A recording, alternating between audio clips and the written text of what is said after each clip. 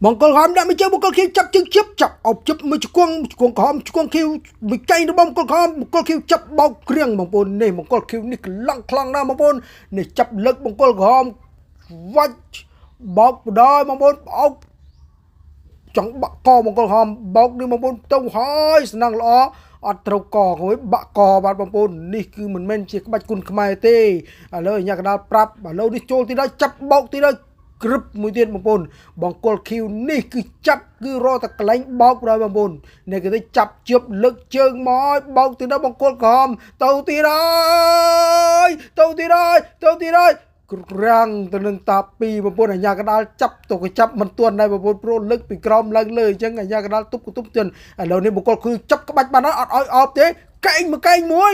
ដៃមួយទៀតទុតមួយជើងមួយទៀតថែមមួយជើងមួយទៀតមួយកែងទៀតមួយដៃទៀតដួលគ្រៀងទៅនឹងតាពីសួស្ដីពួកម៉ែបងប្អូនអ្នកស្នេហាផ្ដាល់គុណខ្មែរទាំងអស់គ្នាថ្ងៃនេះជួបហើយបងប្អូនជួបហើយអ្នកលេងគុណខ្មែរតែមិនមែនយកគុណខ្មែរមកលេងទេគឺយកបោកច្បាប់មកលេងបណ្ដោយបងប្អូនបកគលឃីរីដើមកជិះរៀងសង្ហាបង្ហាញថាខ្លួនខ្លាំងកម្លាំងដូចដំរីចុះព្រែកចឹងបងប្អូនមើលដំណើរថ្វាយខ្ញុំបីទៅថ្វាយគ្រូក៏ជិះរៀងសង្ហាដែរបងប្អូនឃើញទេបងប្អូនលើសជើងមួយនេះឲ្យដល់ទីតាំងរបស់ខ្លួនក៏ជួយចាំតែបង្គោលក្រហមបង្គោលក្រហមក៏ថ្វាយគ្រូបញ្ចប់ដែរក៏ហៅមកជួបគ្នាដើម្បីប្រាប់អំពីលក្ខន្តិកៈហាម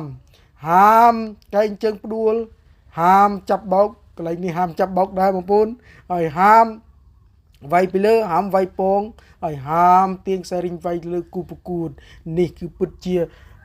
លក្ខន្តិកៈរបស់យើងតែមង្គលឃីវនេះបងប្អូនអត់ចេះគុណខ្មែរទេមើលទៅបងប្អូនគឺកលារបស់គាត់រត់ទៅចាប់អោបបោកមកបងប្អូនចាប់បោករហូតដល់អស់កម្លាំងខ្លួនហើយបងប្អូនចំណែកបើប៉ះគូផ្សេងខ្ញុំដឹងតែរត់មិនរួចពីមង្គលឃីវទេបងប្អូនតែមង្គលក្រហមមួយនេះមិនមែនទលងមូលទេបងប្អូនក្បាច់មានបណ្ណាគឺវាយទៅតាមក្បួនក្បាច់គឺសន្សំនៃកម្លាំងរបស់ខ្លួនទប់ទល់ទៅនឹងសត្រូវនេះគឺពិតជាអស្ចារ្យខ្លាំងណាស់បងប្អូនចំណែកឯមង្គលឃីវអត់ចេះក្បាច់អីទេមើលទៅចេះតែចាប់បោកទេបងប្អូនតែបើសិនជាយកគិតទៅដាក់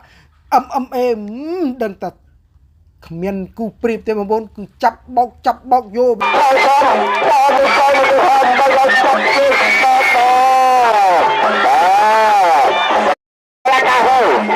ហាមលើកបោកបាទមកតាមក្បាច់វិញក៏បោកបានហាមកុំលើកបោកឲ្យបានប្រកាសបាទគឺធ្វើក៏ឲ្យមានដៃទៅបាទចាប់មកទៅទៅទៅទៅទៅខំអត់ទៅចាប់ប្រាប់បាទវាទៅទៅអត់ប្រាប់បាទអូចាំដល់ណាស្បាយទៅទៅគ្រូបាទ